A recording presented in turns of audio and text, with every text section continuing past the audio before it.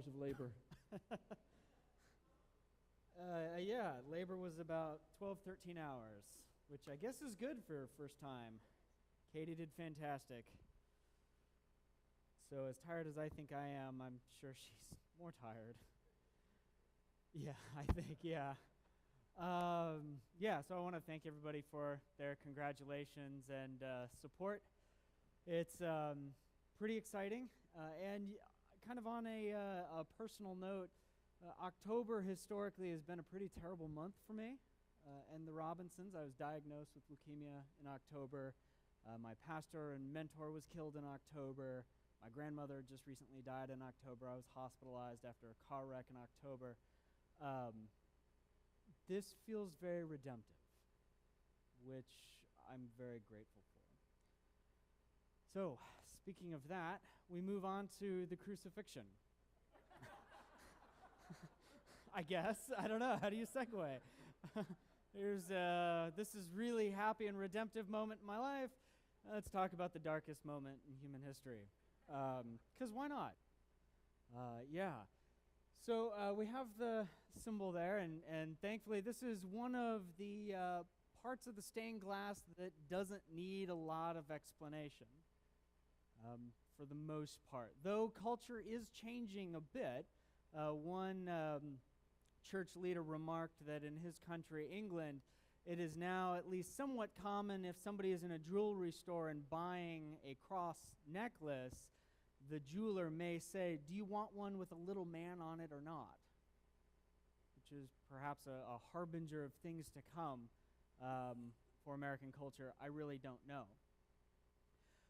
But Jesus being crucified, there's a lot to it.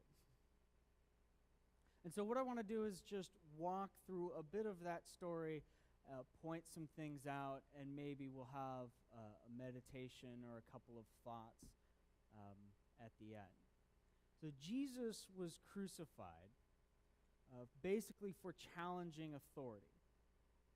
That's just kind of the law of how human beings work. If you poke authority and authoritative structures, they tend to poke back. And for Jesus, at least in Matthew, Mark, and Luke, the moment where it became too much for Jesus challenging authority was when he cleared the temple. Now remember, the temple was not only where the people's sins are atoned for, especially on Yom Kippur, the Day of Atonement, that was done in the temple. The temple was also the dwelling place of God. We just sang a song, talking about God's house, his dwelling place. That comes from a psalm, and I can't remember which one, I think somewhere in the 140s, talking about the temple as the place where God's presence resides. And so for somebody to go in and stop the practice of the sacrifices, which is what Jesus does when he overturns the money changing tables and lets loose some of the livestock, the temple can no longer function as a place where the people can go and meet God and receive forgiveness. Now, that would have been seen as a judgment, and not judgment in the sense of, oh, you're ugly or you're a terrible person, but judgment in the sense that God is going to be doing something different. The temple will no longer function as the temple because Jesus, as some kind of Messiah figure, says so. That sounds like a very bold statement, doesn't it? I mean, if I went to the Capitol building in Sacramento and said, the California government will no longer function as such, I'd probably just be arrested, right? Well, lo and behold, that's kind of what happens to Jesus in a few days. And the reason why is because his judgment upsets everything. That no longer can the religious leaders do what they do. They lose their place. They lose their authority. As I said, when people in authority are poked, they don't want to lose that, so they poke back. And so I guess we'll just jump into the text here. It's Jesus is betrayed. He is arrested by the temple guard. By the way, that same temple guard had the authority under Rome to cut down anybody who would seek to defile the temple. And so, oddly enough, that they're this group that's dispatched to grab Jesus. And actually, I just realized I forgot a bunch of stuff. Sorry, it's been a long day. And then I forgot what I forgot. Yeah. I know I get to use that excuse once. Let's see. Temple guard going out to arrest Jesus. Yeah, so the Jewish people under Roman authority don't have the ability to execute. That right, if you want to call it a right, is reserved for Rome. And so they arrest Jesus and bring him to the kind of governor, the Rome-appointed governor, and say, this guy claims he's a king. And if you look it up in Luke, that's exactly what he says. They twist Jesus' words a little bit, and they say, hey, he doesn't think you have to pay tax to Caesar. And he is calling himself the Christ, which means Messiah, which also means king. They're saying, this guy's a king. We all know there's one king, and his name is Caesar Tiberius. You know what to do. And the first century Palestine has a long history of revolting against Rome under the leadership of somebody who would become king if that revolt was successful. And so Rome, they just knew what to do. You kill him. Now, Pilate was a little unsure because he thought Jesus seemed kind of innocent to him. But what are you going to do? All right, now we can get to the text. So he is being crucified, and it says 2 others who were criminals were led away to be put to death with him. And when they came to the place that is called the Skull, in Aramaic Golgotha, there they crucified him, and the criminals, one on his right and one on his left. Now, we tend to have a very sanitized view of crucifixion. The cross that we have above the altar is all wrong, archaeologically, or as we know from archaeology. The nails didn't go through the hands. There's not a lot of meat there to hold on. They went through the 2 bones in the wrist because that could actually support your weight. By the way, the word excruciating, excruce, out of the cross, because it was so painful. I guess there's a nerve there or something. I don't know. Also, the feet. There was no such thing as like a, what is that, a wedge of some sort that was nailed to the cross to support. And the nails didn't go through the top of the feet. They went through the heel bone. And they were on the sides with the wooden beam in the middle. Ow! He would have obviously been beaten. We know that from the text. He would have been stripped naked. And the crosses were not raised way above. They were at eye level. So the people passing by, the people observing, would look at the criminal being crucified in the eye. And it sent a very clear message that you don't mess around with Rome. Because if you do, you will spend somewhere between maybe 6 and 12 hours bleeding to death until you finally suffocate. That's what's happening to Jesus. And Jesus said, keep everything that they just did in mind, Father, forgive them, for they know not what they do. How hard is it if somebody is just attacking you to ask for their forgiveness? That takes the strength that I don't think I possess. And they cast lots, they being the soldiers, to divide his garments. Kurt, on Wednesday morning, asked me why they did that, and I said, I have no idea, so I looked it up. And it's because for the soldiers, they get the whatever belongings that the person being crucified had. So and I guess it was a nice tunic or something, and so they decided to shoot craps for it or something.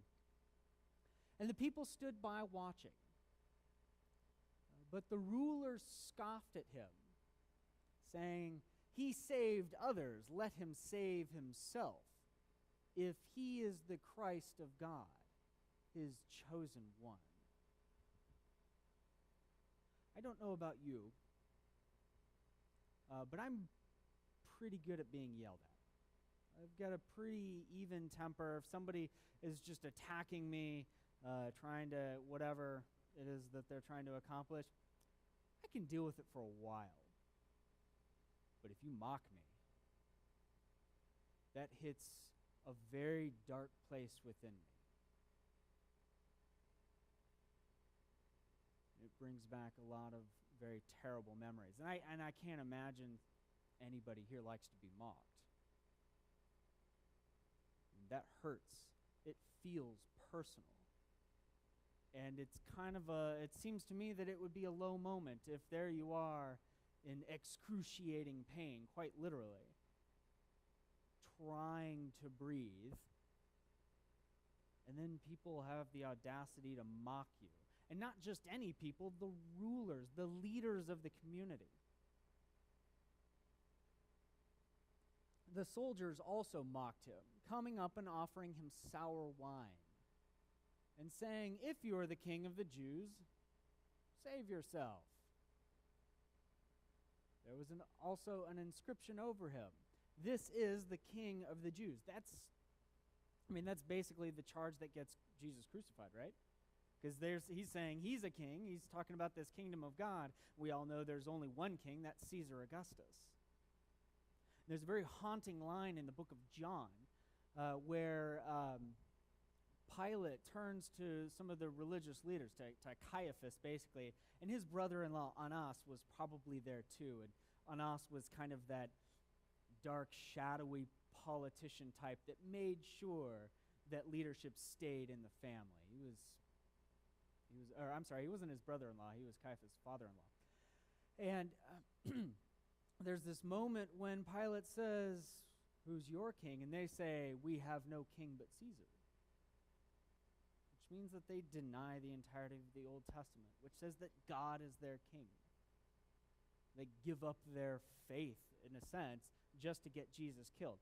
And so it was common also that, well, on the previous one, but where the charge of the person being crucified would be written on a plaque and placed above it. Again, as a reminder to anybody who would challenge the might of Rome. And one of the criminals who were hanged railed at him, saying, and by the way, that word railed is actually a blasphemeo. Does that sound familiar? Blasphemy. Are you not the Christ? Are you not the Messiah? Are you not the King? Save yourself. Oh, and by the way, save us too. But the other rebuked him, saying, "Do you not fear God, since you are under the same sentence of condemnation? And we indeed justly, for we are receiving the due reward for our deeds, but this man has done nothing wrong." It's a theme you see in this whole text. I encourage you to go back and read Luke 22 and 23. You get these moments where people are saying, "But he's innocent." And he said, "Jesus, remember me when you come into your kingdom." And he said to him, "Truly, I say to you, today you will be with me in paradise." Have you noticed that everything Jesus has said so far has been gracious? Can you imagine saying gracious things when people are mocking you, beating you, and nailing you to large pieces of wood? I do not possess that. But here we have Jesus. It was now about the 6th hour, so noon. You start the day when the sun rises, so give or take 6 o'clock. And there was darkness over the whole land until the 9th hour, which would be 3 o'clock, while the sun's light faded. Nature itself felt the pain of Jesus. And the curtain of the temple was torn in two. Now remember what I said when Jesus disrupts the temple. He's stopping access to God, because if you want to access God, you go to the temple because that's where God resides. Jesus stops that, and now at his death, the curtain which separated out the inner courts and the holy place, and then the holy place and the Holy of Holies, which was God's footstool, was torn. What does that symbolize? That now the barrier to the place where God resides has been removed. It was a giant 4-inch piece of fabric, and it was ripped, symbolizing that now the presence of God, which you could only get at the temple, has now been, in a sense, released. Which, by the way, Luke picks up that theme and answers some questions in his next book, Luke 2, no, Acts. Yeah, that was funnier to me than anybody else. Whatever. At Pentecost, when the Holy Spirit comes, because then the question is, well, how do you access God? He comes to us. Anyway. Then Jesus, calling out with a loud voice, said, "Father, into your hands I commit my spirit." Having said this, he breathed his last. Again, assuming you didn't bleed to death, which the Romans were pretty good at preventing that, you would eventually suffocate. Now, when the centurion, an officer, saw what had taken place, he praised God, saying, "Certainly this man was innocent." And here's where I want to focus. And all the crowds that had assembled for this spectacle, that's a funny word. It's theoria. We get the word theatrics or theater from it. It's a flippant thing. It's something you see, something that you just kind of see. Like I don't know, if you're in the kitchen and all of a sudden you hear, bam, oh, a car wreck. What do? I've got to go out and look. Because, well, I don't know, that's what you do. I guess that's why we like to show Cops or the Kardashians or whatever. Ugh. the crowds are out here just kind of seeing what's going on. And we know that there were probably Jesus' general disciples were maybe kind of looming in the background. None of the 12, for sure, except for John. I mean, because if your leader is on the chopping block and you're one of the inner circle, you, sir, are next. And so the women are there because the women at that point don't count, though pretty quickly in the book of Acts they start to count, and they're persecuted as well. And John is still there, which means that John's young. He's around the age of puberty because he would have been considered mostly a child. So I guess a child can't be that dangerous. I'll let you know in a couple of years. So they're assembled as a spectacle, something to look at, something to watch. They don't have TV back then, so we might as well watch someone get brutally executed. And when they saw what had taken place, they returned home beating their breasts. A sign of grief and of mourning, kind of a clutching your chest or burying your head in your hands. And that motion, that movement within this story has just captivated me for the last week. Because it starts with this spectacle and mocking and brutality beyond measure. And then all of a sudden, there's this moment where people get it. And they walk away, realizing that something very serious and very profound has just happened. And Jesus' crucifixion calls that out of us. It's like that moment when I don't know, you're in a heated debate or an argument. I hear that can happen with couples. I wouldn't know. When you realize, I'm acting like a jerk. When you realize, I've messed this up. When your energy level was up here because you were all hot and bothered, and now, this is bad.